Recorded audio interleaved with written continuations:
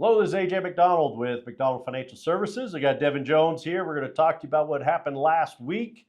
Kind of a lot did happen last week. Very busy. More Epstein news, which we'll get to. Big news, at least from a reporting a profit, was Nvidia.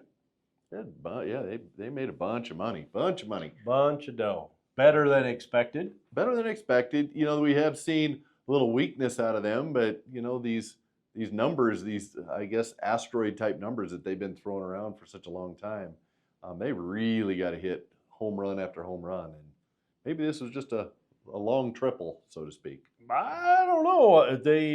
Their total 1 year profit was 120 billion. Yeah. 3 years ago, it was. Some might say that was 4. Good. Some might say that's pretty good.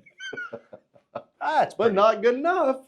Well, not good enough. The day afterward, things were Friday, Thursday, Nvidia fell a little bit, yes. But sales of 68 billion in the quarter, up 73%. Just bananas type numbers. Same quarter last year. So, crazy. We probably should talk about the State of the Union address. Longest in history. Yeah, did you watch the whole thing? A little bit. No, I didn't watch the whole thing. I took in bits and pieces of it. I did not take in the whole thing. I did not have an hour and 47 straight minutes to dedicate. Men's hockey team, Olympic champs were there. I also didn't watch the whole thing. I did watch the whole thing. Saw that? Oh, you mean the Olympics? I watched that the hockey men's Olympics? Game. Absolutely. That was fantastic. That was awesome. Turned it on right before the overtime started. Really? Yep. So that was exciting 3 minutes. Kind of how the State of the Union went too. Yeah. So State of the Union, as you mentioned, longest in history. I don't know if we want to say anything else. No, a lot of screaming, a little crying. There was some of that. Yeah. Little. I mean, there was. Was it bipartisan this year? Yeah, I think exactly. Yeah, it was. I have actually talked to a lot of people that didn't watch it all. I talked to some folks said it was the best speech they have ever seen. So take that for what it's worth. Moving on, Iran and the U.S. are having talks. Things are getting a little tense. Yeah, a lot of tension there. So at least as of the recording of this video, we haven't sent any ballistic missiles or any other weapons. Not just yet. To rain down on Iran? What we have had are some calls. I've fielded a couple of calls from folks wondering what might happen to portfolios if said happens.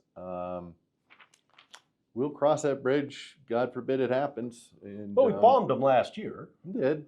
Things were a little weak in the very beginning, but things kind of worked their way out. And, you know. A lot of people don't even remember we bombed them. Exactly. So that has added a little to tension to the market. We've had continue to have earnings reports. That'll continue for another couple weeks. But Nvidia was really the big boy of all earnings, which was after the close on Wednesday. Yeah, people were holding their breath going into that. Absolutely. And Nvidia stock went up quite a bit on Wednesday in preparation for the news, and then buy the rumor, sell the news. Yep, exactly. So, again, exactly. Back to Epstein. Those things just continue to keep happening. Which one do we want to talk about first? How about Bill Gates? That's kind of a big one. Old Billy. So he apologized to the Gates Foundation. Apparently had 2 affairs with a couple Russian women that I guess were affiliated with Epstein. It was in the Epstein files. So that's that. We also had Larry Summers, former Treasury Secretary. He stepped down. He used to be the president of Harvard, now is a teacher or professor at Harvard, or I should say was. And so he resigned, I believe it was on Thursday, last Thursday. So again, almost every week since the Epstein files have been released, we've told you about CEOs and other in the C-suites that have had to resign or have resigned. And here's two more. Gase didn't really resign. I guess it did cost him his marriage. It did. Well, and I don't know, a couple $100 billion maybe. that's what I was thinking. Yes. So cost him that too. Cost him a lot of money. Yeah. Big one for those people that like to watch reality TV. I like sports, so I find that more reality. But Survivor started its 50th season. 50th season. Gosh, that's hard to believe. Hard to believe. That's a lot of episodes. Holy smokes, it's a lot of episodes. My wife watches Survivor.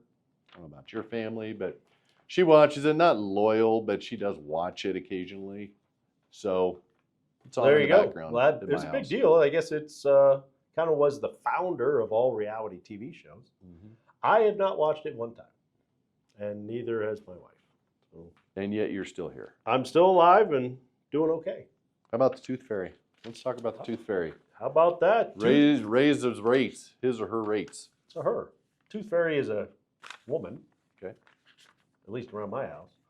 So, yeah, I saw this, thought it was interesting. The average tooth is over $7 now. What was your first I collected? experience that you Well, when that I you was had with the Tooth Fairy? Well, when I was collecting, when I was putting my own teeth under my own pillow, I would get like a quarter. Yeah, that's what I remember. I believe I recall the Tooth Fairy dropping $1 under my kids' pillows. So, anyway, now it's over $7. $7.17 to be exact. So, so that was interesting. Oh, see, Dr. Casey Means, she was nominated to be Surgeon General. She was drilled and grilled by Congress. She's not a practicing doctor. That's interesting. Also doesn't believe in vaccines, I guess. No, another one there. So we'll see if she gets confirmed. Senators were wondering about that. Jamie Dimon, who's CEO of JP Morgan Chase, he's raising the alarms about the private credit. So for those of you that don't know, businesses that are trying to borrow money and a bank won't loan them money, they can go to the private credit.